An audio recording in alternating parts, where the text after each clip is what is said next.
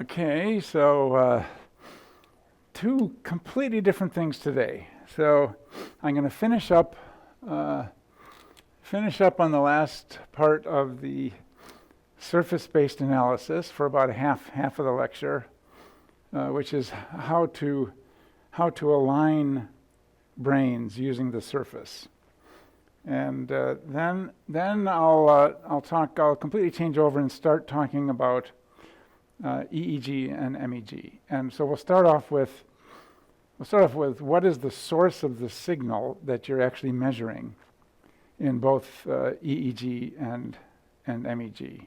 So what is the actual sort of biophysics of why there's a signal? So that's the plan for today. So starting off with registering the surface. So what are we actually doing here? So for registering the surface. So what we're doing with registering the surface is trying to align branes on the surface instead of doing it in 3D. So the way you do it in 3D is you take a volume and then you take another volume and you typically smooth them a lot, and then you try to reduce the error between those two volumes. And so you define the error by essentially how different the pixel value is at your current position between the two volumes. That's the error. And then you basically calculate a derivative of it, and that tells you which way to go in order to reduce that error. So that's the plan in 3D. So in 2D, it turns out to be actually simpler, because what you're trying to do is line up surfaces, but you have a 2D problem instead of a 3D problem. And so it was kind of very straight. This is about 25 years ago when Anders and I were first thinking about this, and it's a straightforward thing to do. Just try to line up where the major sulci are. So if you look at a brane, so if we take, here's subject one. So subject one is, here's their brain, and it's all folded up, but there's some major sulci like the central sulcus, and then there's the post-central intraparietal sulcus and the superior temporal sulcus, and then there's usually like a big sulcus, sort of a big frontal sulcus like that. And there's usually a transverse occipital sulcus. So there's all these major sulci, but the problem, of course, is that if you look at different branes, those sulci, are different in their details. So, a brain might be a different size. They might have, it might have a post-central. There's going to be differences in the sulci. But when you look at the overall pattern, you see there's some major pattern to the sulci that's common, that sort of goes over all these little crinkles. So if you inflate the brain, so there's more subjects. So if we inflate the brain without stretching, so we're not actually inflating it. We're inflating it like a balloon, like if you have a crumpled up balloon and you blow air into it, but before it suddenly starts expanding. That's what we're trying to do. We don't want to stretch it, so we want to just get rid of the folds, but don't stretch. So if you inflate the brain, then you can see, you can make out these major sulci a little bit easier. So here's where the central sulcus used to be. So here's the bottom of where the central sulcus, the bottom where the central sulcus used to be. And so the idea of what to use for this actually was, so Anders Dale came up with this. We just came up with this in about 2 minutes. It's literally 2 lines of code. So what we did was basically just find essentially how much each vertex moves when you inflate. So if you use FreeSurfer, this one might be called, this surface might be called smooth white matter. And this one is inflated. And when you transition between smooth white matter and inflated, what you can do, very simple idea. People have done much more complicated things since then, but this works actually, this gets you 98% of the way there. So if you've got a surface like that, from this smooth white matter, what you do is you just inflate it, and as you inflate it, what happens is you get a surface that's sort of flat, but further out like that. But if you look at what happens during the inflation process, follow a vertex during the inflation process. So here's a vertex. Look and just follow where that vertex went. So say that one went there. This one went, here. This guy went, over here. This guy went over here. And so what you can do is you can just, this guy went over here. So what you can do is just sum up. This is why I said it's literally like one line of code. Just sum up how much each vertex moved when you inflated it. And what happens is the sulci move more. Because you'll end up with this flat surface. This guy will have moved a lot longer distance than this guy. And so that measure, back in 1993, we called that measure sulk as opposed to curve. So curve is local curvature. So that's just defined relative to the adjacent vertices. So like if you have some vertices, and you can here's all the neighbors of that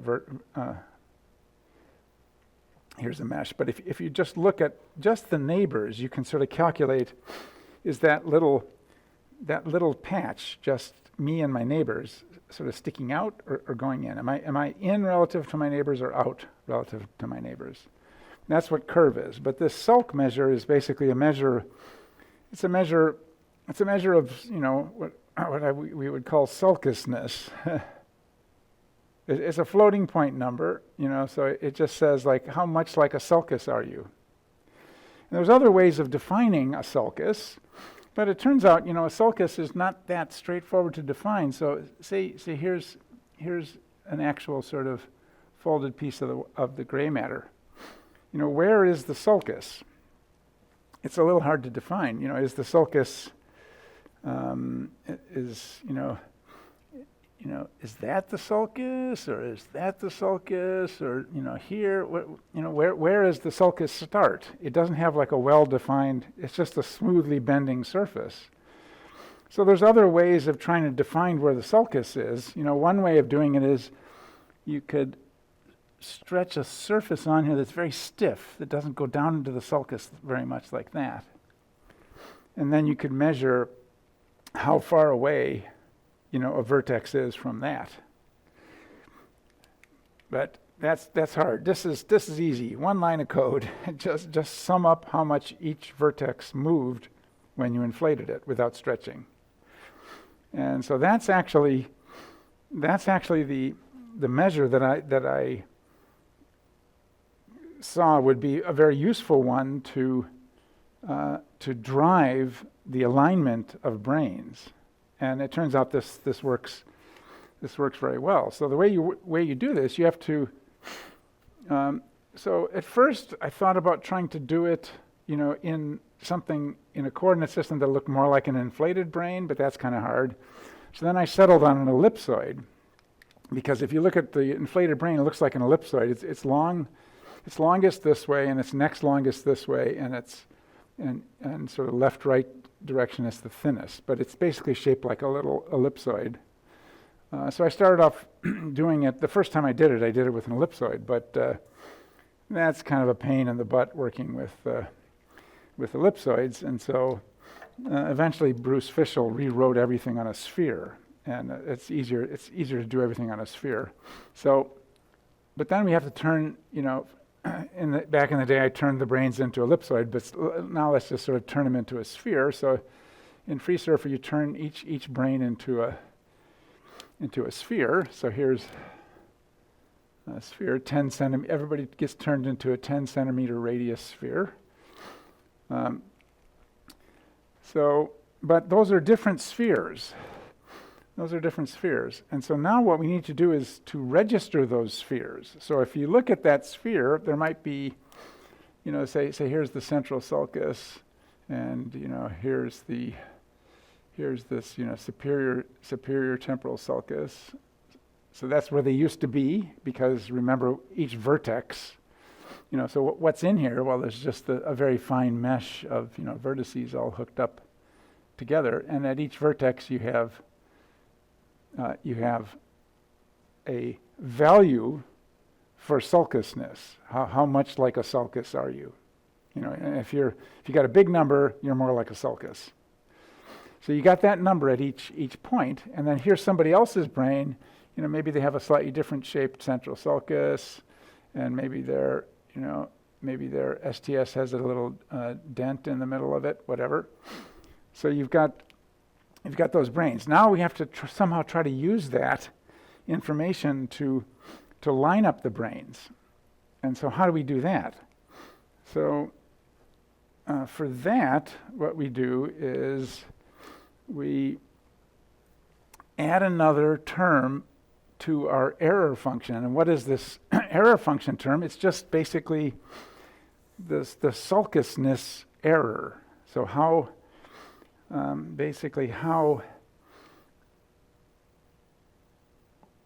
different is the movable brain from the target brain? So that error is going to be similar to the other errors that we had for morphing the surface, and it's just going to be a sum across all the centers, and the error is just the difference in the sulcusness value of the target from the current movable vertex sulcusness. So this guy is one particular subject's vertex sulcusness. So just at that center vertex. And what is the error? It's just whatever the sulcusness of the target was, just subtracted. And the sulcusness of the target is going to be at whatever vertex the target is at. So this guy is a two-dimensional number where you are on the surface of the target, and we square it because then we want to reduce the error, and if the error is negative or positive, we want to reduce it in both cases. So that's the square, and then just like in the previous case, we have to take the derivative of that to figure out which way to go to reduce the error. So here's the partial derivative of that, just with respect to this position. So just with respect to position, because we want to figure out, what direction to go. So when we take the derivative of that, we get, some weight of how much the sulcusness error is going to affect the surface, because we also want to make sure the surface doesn't completely go haywire. So it's going to have those other terms in it that we talked about last time that sort of keep all the vertices about the same distance away and try to keep all the vertices from getting sort of like rumpled up, no curvature. And so when you take the derivative of this thing, we're going to have, 2 times this thing times the derivative of this thing. So and we had a 2 in here, so we got rid of the 2. And so this thing first, so we just write that one out again. So that's the sulcusness of the current subject minus the sulcusness of the target. That's the error at wherever we're at. So what that means is the bigger the difference, the more we want to move, because this says what direction should we go?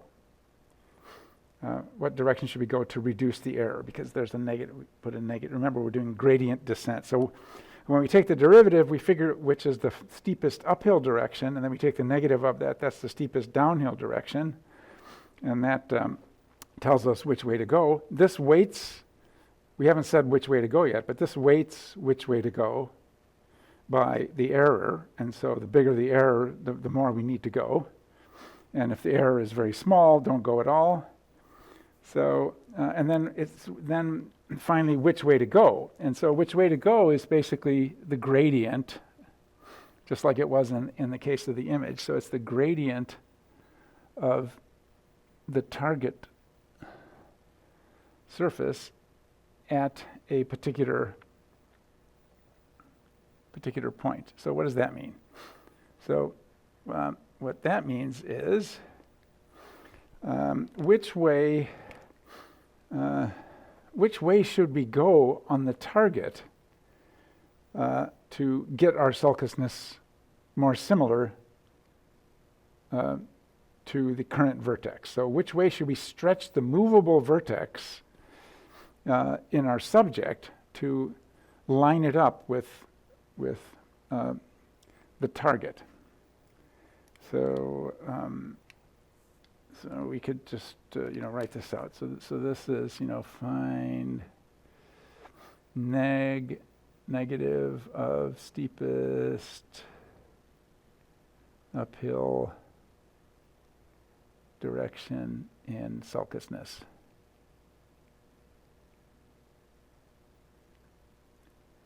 And how would you do that in practice? You basically just go out to the neighbors and just see which one is the sulcousness value increasing the most. And if you were, and so what this whole thing, there's a lot of sort of terminology here, but intuitively it's a very simple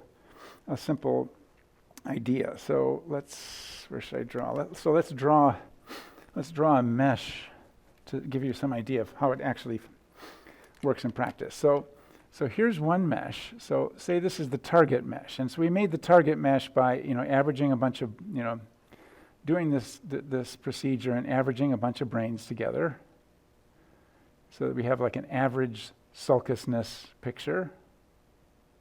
So this guy is FS average, that's free surfer average surface. Okay, so we have that one, but now we've got another mesh. So, the problem is we have to sort of imagine in the same space, we've got another mesh. We'll draw it in a different color. So here's another mesh. It's not, we did our best to line it up. It's not exactly lined up by sulcousness. So here's that other mesh.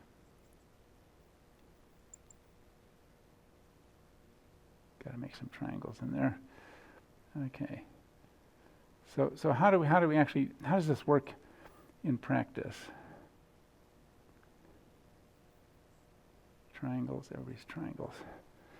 One more triangle. There we go. So we have this mesh.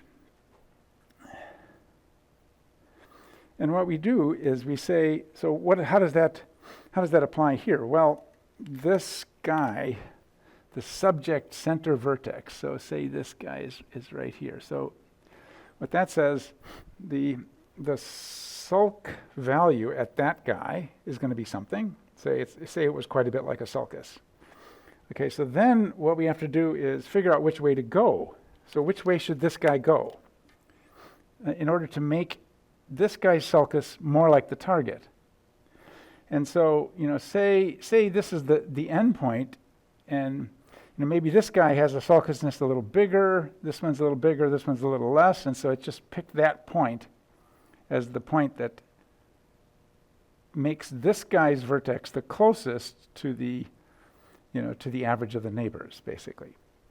So now that we have this lined up, we have a registered sphere. So that's how we do the registration. It's a little complicated because you can see the meshes, it's not the same mesh. Everybody's got their own mesh.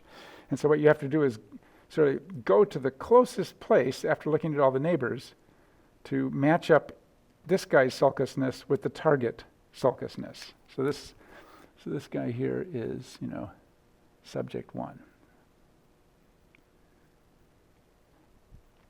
So when we do that, what do we have? Well, we just have another sphere. So, here's that sphere again. So this guy, if you look in FreeSurfer, this one is called SphereReg. So it's still an individual subject sphere. It's got each one of these spheres has a different number of vertices. So this guy, this guy might have 150,000, this guy might have 140,000. It's not going to be exactly the same. But now they're going to be registered. So their sulci will be registered as best as possible across the whole brain. And so there's going to be some places like this where this guy has a little dent, or where the superior temporal sulcus comes to the surface, an inverse dent. So he has the superior temporal sulcus, and then now the superior temporal sulcus is on the surface, and now it's back down in the superior temporal sulcus. Whereas this guy is just a nice, STS the whole way. So there's going to be some cases like this where, this guy's it's an uncomfortable vertex. It's trying to say like, well, most people have a sulcus here, but I don't. And so I'm just going to try to get out of the way as best I can. But it won't be able to get out of the way because all the neighbors will keep it in place because you want to keep the surface from sort of folding up. So that's why you're summing across the entire, you're trying to reduce the error across the entire surface. So you have to sum the error across the entire surface. So you can't let one vertex just go haywire. You have to sort of like reduce the error across the entire surface. So that's our registered sphere. So it's still a unique, so what's going to happen is this guy, will slightly bend to line it up with the main sulcus. Say the main sulcus was slightly bent down this way, so now there's the STS, but it'll be slightly bent. So all we've done is we've kind of smushed the surface around to try to line up the major sulci, just like you would do in 3D, except in 2D. But we're still not done yet because we can't average because they're all different meshes. And so for that purpose, we make the one true mesh. And so the one true mesh is an you start off with an icosahedron. I can't spell it. Isosahedron. Icosahedron. And so an icosahedron, so there's 5, the Greeks figured this out, there's 5 different regular shapes that have polygons for faces that will fit inside a sphere. So a cube is an example. So you can stick a cube inside a sphere and all the corners of the cube will touch the sphere. An icosahedron has the most faces. That has it has 20 faces. That's what icoso means. So it looks like that's sort of the way it looks like from the side. If you look at it from the top, it's got 5-fold symmetry. It's quite cool. So there's actually 5 triangles on the top, and then you can see the triangles down. So that's an icosahedron. So it's got 20 faces, 12 corners, and those corners touch a sphere. So that's not a very good sphere, but what you can do, if you've ever heard of a geodesic dome, what you can do is you can take those triangular faces. So let's look at the triangular faces at the from the top, and what you can do is you can divide them into more triangles. So if I divide this guy into triangles like that, and divide each of these guys into triangles, then I've got a better approximation of a sphere. Now, these vertices will be touching the sphere because that's the perfect solid of the icosahedron touching the sphere. These vertices won't, right? So these won't be touching the sphere, but what you can do is just push them out to the sphere. So if I push these guys out to the sphere, then I'll have a finer representation of a sphere. And if you go to the, if the world ever goes vaguely back to normal, and you can go to the the theater, the space theater in Balboa Park, and look at the screen. The screen is a sub-tessellated icosahedron. And so while you're waiting for the movie to start, you can look for there's a few vertices in the space theater screen where you can see there's only five things coming out. All the rest of them have 6. But you can keep doing this. So you just do it again, and you get a smaller one, and then you do it again, and you can get a smaller one there, like that. And so you just keep doing that.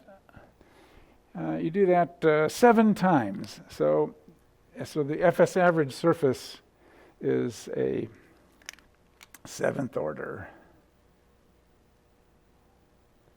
sub-tessellated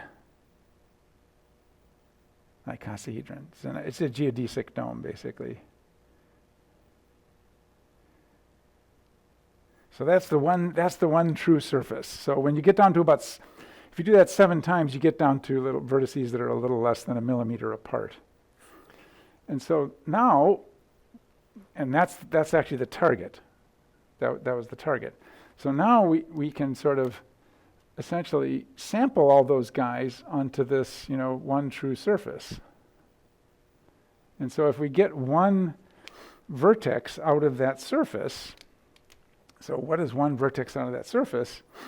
One vertex out of that surface is going to have, ICO vertex 1. It's going to have a whole bunch of subjects. So here's subject 1, and here's subject 2 down here, subject 3. But then at each vertex for a subject, there's going to be a whole bunch of different things. So there'll be, for instance, the curvature, whatever the curvature was back here at that vertex, and then there'll be the sulk value. So that's how you make the target, by averaging across subjects, the sulk values across subjects. But you'll have the original coordinates, the original 3D coordinates of this guy. That's going to be there, and then lots of different stats. Stats 1. If you're doing some kind of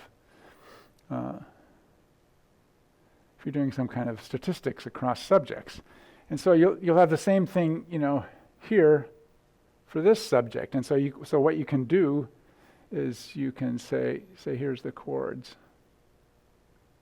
So what you can do is you can just average the 3D coordinates of the original, where the, so you can average a statistic, if you're doing some kind of general linear model, and you have a statistic that you calculated in 3D, and then you sampled it onto the surface, and then we've now got it in this single coordinate system, so you can calculate, cross-subject second-level statistics, cross-subject statistics, but you can even do coordinates. And so if you actually look in FreeSurfer, what you'll see is that there's some average surfaces. There's some average folded surfaces. And if you look at those average folded surfaces, there's one called, FS average, FS average smooth white matter. And so how was that surface made? So that surface was made by just taking the 3D coordinates, the surface averaged 3D coordinates, and averaging them. And so what happens when you do that? You get a brain that has a nice, perfectly straight superior temporal sulcus. Now, in real life, the superior temporal sulcus have all these little jiggles in them. But if you average across those 3D coordinates on the surface, what you can get is kind of an average surface. And the average surface will have very straight sulci because all the little crinkles have been averaged out. And then if you inflate that guy, you'll get the surface that's called FS average inflated. Now, and that's one that people often use, but that's kind of a shrunken head, unfortunately. So why is that guy? This guy is unfortunately a shrunken head. That's what I call it. Okay, so why is it shrunken? It's shrunken because all the little crinkles got averaged out. So you have a completely straight STS, but in real life, the STS, you're averaging one STS that looked like that, and another one that looked like this, and another one that looked like this. You average those all together, you get a straight one, but the area of that is going to be less because you got rid of all the crinkles. So I don't like that one. Now, why do people use it? They use it because sometimes they're just making glamour surfaces. So they do everything in 3D, and then at the last second they say, let's take our 3D statistics and put them on the surface so we can view them. That's not the most morally upstanding thing to do. It's good you make a nice picture, but it would be better to do it this way, where you do the statistics in 3D for each person, but then sample it to the surface, run it through this whole thing until you get onto this standardized coordinate system, surface coordinate system, and then do your statistics over here. That gets much better alignment than you could if you just did everything in 3D. But if you insist on doing everything in 3D, then you have to use this surface because this is an average surface, and then you can do everything in 3D, sample the statistics onto this folded surface, and then inflate them, but you're going to have a shrunken head. It's missing about 1/3 the area. So 1/3 of the area has gone away. So how can you get around that? Well, one way of getting around it is just surface average these guys. So if you surface average the coordinates of these inflated guys, so I know we're sort of like about 7 levels in, but so you've got a folded surface, you inflate it, you run this whole thing, and then sample these coordinates, these inflated coordinates, into the standard coordinate system, average those inflated coordinates, then you won't get a shrunken head. So what will happen is you'll get a nice plump head, and that one's called, if you want to use that one is called inflated average, because we average the inflated guys, and that's not shrunken.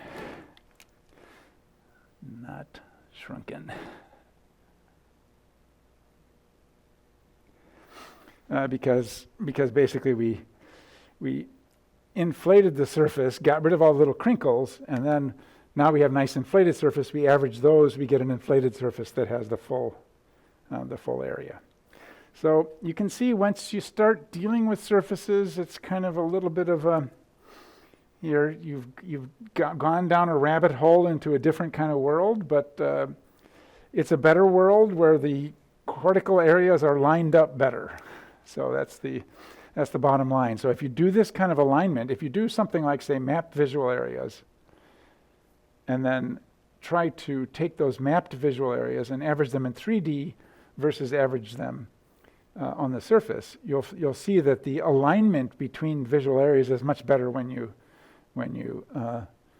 actually average on the surface. So you do a considerably better job of averaging data when you do it on the surface instead of doing it in 3D. So there's a good reason to do this. It's a little more work. It's not that much more because the software has gotten better. But anyway, that's the registering the surface. Okay, so now let's completely change tack. And so we'll talk about the source of the EEG. So we just finished up all our surface-related stuff, and we're going to talk for the rest of the class about EEG and MEG. And so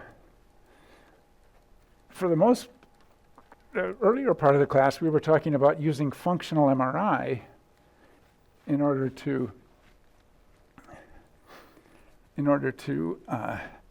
detect brain activity by the indirect method of seeing a difference in the oxygenation of different parts of the cortex via T2 star. So T2 star can pick up the fact that there's differences in the amount of deoxyhemoglobin because that affects the signal. But that's a very secondary signal because that signal is coming from the increased blood supply as opposed to the actual activity. So you're not directly measuring the activity. So EEG, by contrast, actually does directly measure the activity in the brain. It doesn't directly measure all of the activity. And so what we want to do is just talk about, what's the actual source of the EEG signal? What causes the EEG signal? So, and we'll talk mainly about the cortex. You can get EEG from other parts of the brain. So for instance, some of the auditory nuclei down in the brainstem, they're quite a long ways away from the scalp, but they're down in the brainstem, but those can generate a signal that you can pick up coming out of the skull. But most of the signal, especially if you look at the very early part of an event-related signal. But if you look at most of the signal that you see from the scalp EEG is coming from the cortex. And so what's in the cortex? So what's actually in the cortex? So if you look what's actually in the cortex, you've got pyramidal cells. So here's a pyramidal cell, a big layer 5 pyramidal cell. It's got big dendrites going out here. And it has little spines on it. It's an excitatory cell. It's completely covered with all these spines. And then it's also got an axon. So here's the axon coming out, goes into the white matter. And you normally think of that as most of where the connections are, like this part of the cortex is hooking up to some other part of the cortex. But it turns out that almost all the connections, like 90% of the connections, are made locally. So this cell might have a couple thousand synapses with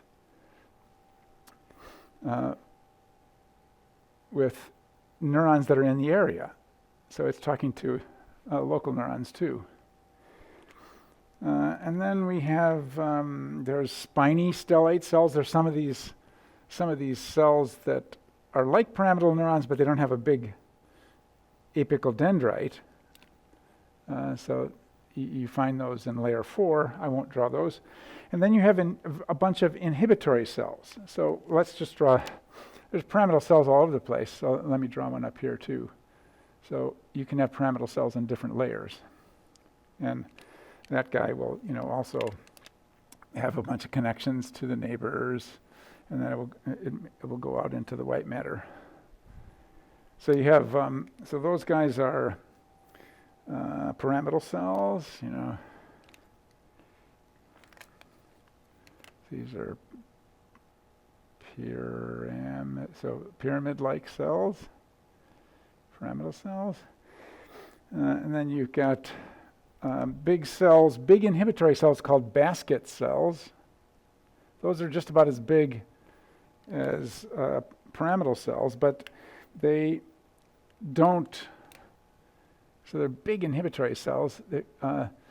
They don't project out of the cortex usually. Sometimes they do, but most of the time they don't.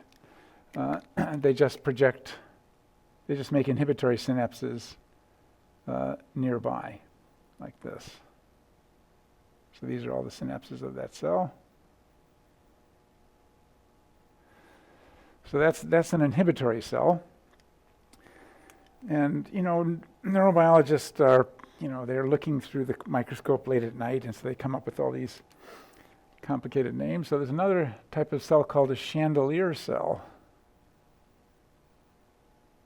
And why is it a chandelier? Well, it kind of looks like so here's the cell body. Cell body just looks like a little tufted cell body. But then when you look at the axons come off and form these little vertical bundles of synapses. So each one of those is hooked up with an axon.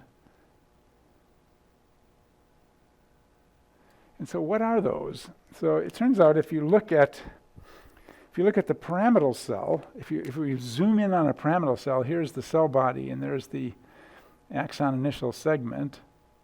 So here's this huge cell body, and then here's the part where the spike starts, and then here's where the myelin starts. So here's all the layers of myelin on top of the axon. But this little thing here where the spike starts is called the initial segment. And it turns out there are inhibitory cells that come in and they synapse right on the initial segment. And those are the chandeliers. So here's another one. There's like five or six chandelier cells will come in. They make a whole little set of vertical synapses right on the axon. So these are cells that are synapsing on somebody else's axon. And they're synapsing on right the very base of the axon where the spike starts. And so you can sort of think of these as, these would be in a good position to make sure nothing gets out of hand. Like if you start to get an epileptic discharge and the activity of the cells is way too high, that's what an epileptic discharge is. You would imagine the chandelier cells could kick in and try to like stamp it out. So that's another inhibitory cell. And then there's little tiny inhibitory cells. There's these ones called clutch cells. They're like about the size of the cell body of a large pyramidal cell, and little tiny inhibitory cells. And then there's so we'll call that one a clutch cell. And then there's sort of meaning like a little grabbing onto something cell. And then there's these very, very beautiful looking cells called double bouquet cells. And so with these cells, they often contain neurotransmitters like somatostatin, different amino acid neurotransmitters. And they form these little double bouquet, sort of like a little double flower arrangement of synapses that are inhibitory, but they tend to hit inhibitory cells.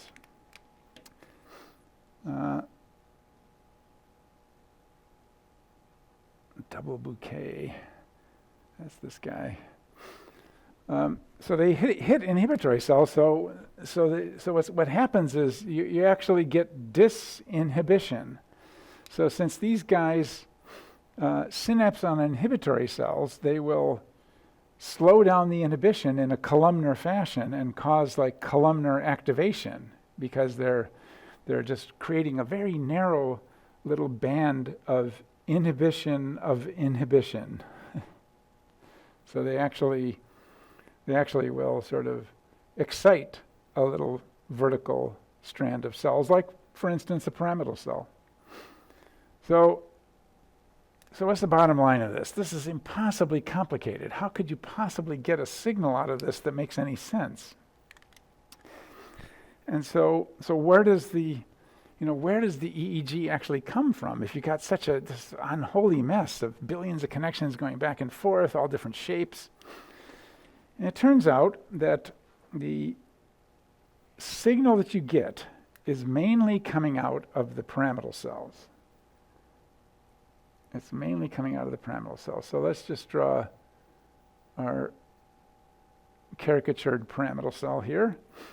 So what causes the signal? Well, fundamentally what causes the signal are these ion currents. So here's a sodium channel on the basal dendrite of or the cell body of a pyramidal cell. And so what happens is sodium will go in, and then it will tend to go a long distance inside the cell before it starts to leak out.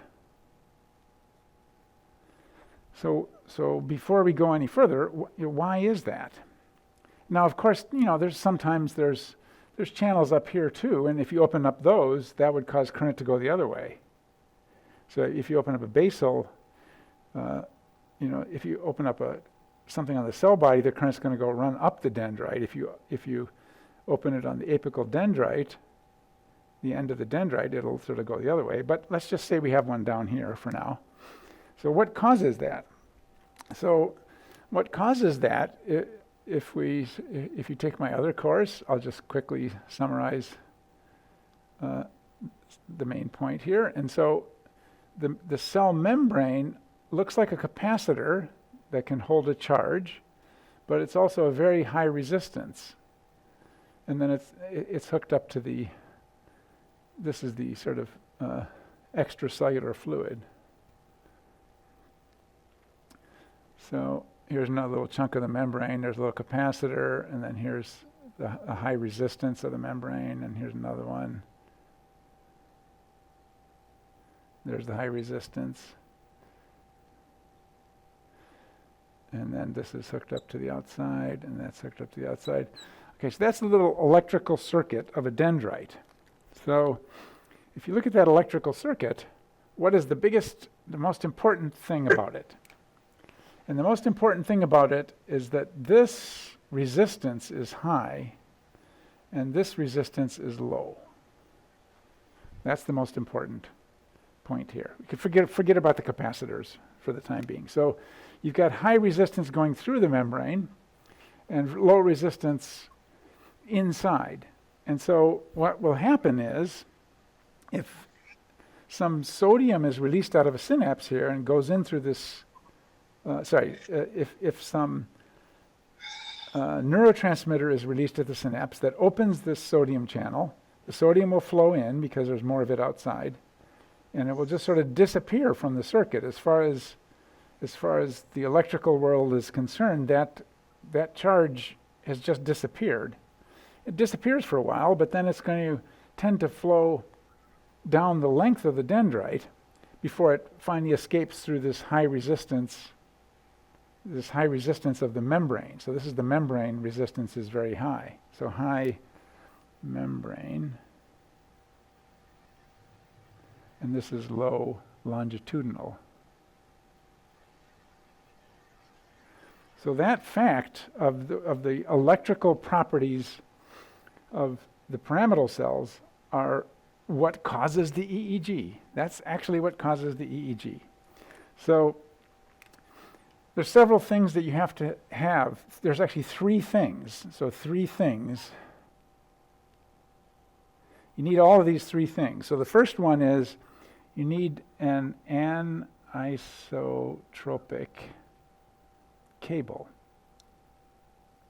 So this is basically a cable.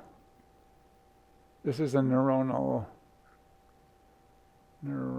cable. So why is it a cable? It's a cable because what is a cable? A cable is something that allows current to go down it and not much current to leak out. So this is just like an insulated wire. Current can flow through the insulated wire, but it can't get out of the wire very easily. So we need an anisotropic cable. You won't get this effect. You won't get this separation between. So basically, you have, positive disappearing. So positive disappearing, and then positive appearing.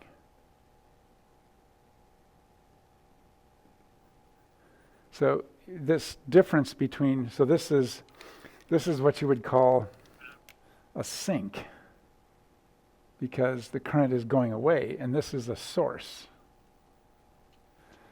And so you can't get an EEG signal unless you have a separation between the source and the sink. What is what's the opposite of that? Well, say you have something like a clutch cell. It's a small clutch cell. It's got some, dendrites like this just sticking out doesn't go very far. If you open up a channel in a clutch cell, what will happen is, well, some sodium might go in, but then it'll sort of like, it's got nowhere to go. It'll just come out right locally, and the source and the sink will be very close to each other, and so you won't see any signal at a distance because they'll just all cancel out locally. So that's the first thing you need. You need the anisotropic cable. It can't be like this where it's sort of symmetric. This is more, symmetric. Symmetric, not anisotropic. So you need an anisotropic cable, but they have to be aligned, because if they're all in all different directions, it's not going to work. And so why does that work? Well, we know there's like another pyramidal cell right here, and there's another one right here. There's a whole bunch of ones that are all lined up with each other. So they have to be aligned. We know that's the case. They're all aligned. But then they have to be coherently stimulated. So if this guy got stimulated at the top, and this guy got stimulated at the bottom, that would cancel out. So, for example, all basal dendrites, stim. So we need all three of these things in order for you to see any signal. So the bottom line is we're not seeing the whole picture here of what's actually going on. It's just like an impossibly complicated thing. There's a bunch of different layers. They're all communicating with each other. There's lateral connections. Stuff's coming in from other places. Hopelessly complicated. All we're going to see is the signal in pyramidal cells, and we're going to only see the signal when somebody came in and stimulated, say, the basal dendrites all at the same time, or stimulated the apical dendrites all at the same time. So we're only going to see a fraction of the signal. So three things to see distant signal. So we're only seeing a portion of the signal, but it's better than nothing. It's at least sort of describing, the signal that's going up and down in the pyramidal cells. And it's actually the real computation that's actually going on in the brain, as opposed to just looking at the blood supply. So that's the bottom line. The source of the EEG and MEG. This is the same source. This is the same source of the MEG as well, because MEG is just the magnetic field created by these currents. So if you just have a bunch of currents, if here's somebody's head and there's a bunch of currents going that direction, that's J. Then what's going to happen is if your thumb is the current, the magnetic field will be your fingertips, and so that's the current, and so the magnetic field is going to sort of wrap around the direction of the current, and so what's going to happen in that case is you'll get sort of a little negative part here and a positive part here. So if you look at that, this guy's going to be plus. If you work it out with and that part is going to be negative, and so you'll get a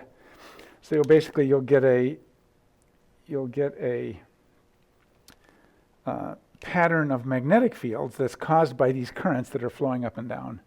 So it's the same signal. So MEG is just the magnetic equivalent of the EEG signal. It's geometrically different, but it's caused by the same thing. And what it requires is anisotropic cables, aligned cables, and then they all have to be stimulated either at the top or the bottom of the cable, otherwise you won't see it.